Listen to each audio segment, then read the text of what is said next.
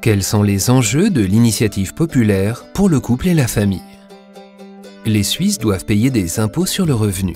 Cela veut dire qu'une partie du revenu doit être versée à l'État sous forme d'impôt. Le montant de cet impôt dépend du niveau de revenu. Si l'on n'est pas marié, le montant de l'impôt sur le revenu est calculé sur la base de son revenu individuel. Les personnes mariées, par contre, sont imposées conjointement. Ainsi, le montant de l'impôt sur le revenu est calculé sur la base du revenu des deux époux. Sur le plan fédéral, les conséquences sont les suivantes. Lorsque seul un des époux gagne de l'argent, le couple marié paie moins d'impôts qu'un couple non marié à revenu égal.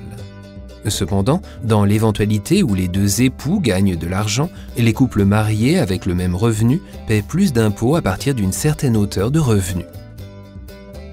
En ce qui concerne les assurances sociales, les couples mariés sont aussi traités différemment que les couples non mariés dans certains cas. Ainsi, la rente AVS maximale à laquelle un couple marié a droit est plus basse que les 2 rentes AVS maximales qu'un couple non marié peut percevoir conjointement. De plus, une personne mariée peut recevoir une rente de veuf ou de veuve en cas de décès de son conjoint. Qu'est-ce qui changerait? L'initiative souhaite que les couples mariés soient toujours imposés conjointement. Néanmoins, ils ne doivent en aucun cas payer plus d'impôts que les couples non mariés avec le même revenu, ni bénéficier de moins de prestations en matière d'assurance sociale. En outre, il sera inscrit dans la Constitution qu'un mariage est une union entre un homme et une femme. Quels sont les arguments des partisans? Les couples mariés sont pénalisés en matière d'impôts et d'assurance sociale. Cela équivaut à une pénalisation du mariage. Le tribunal fédéral a déjà décidé en 1984 que l'on ne doit pas être discriminé en raison de son état civil.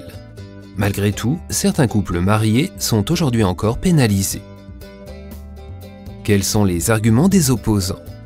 Si l'initiative est acceptée, il deviendra plus difficile d'introduire de nouvelles possibilités, comme celle de permettre également aux couples mariés de payer leurs impôts séparément. La définition du mariage n'est plus d'actualité. En effet, un mariage pour un couple de même sexe ne serait pas possible, à moins de modifier à nouveau la Constitution. Si tu souhaites que l'initiative populaire pour le couple et la famille soit acceptée, vote oui. Si au contraire tu veux qu'elle soit rejetée, vote non.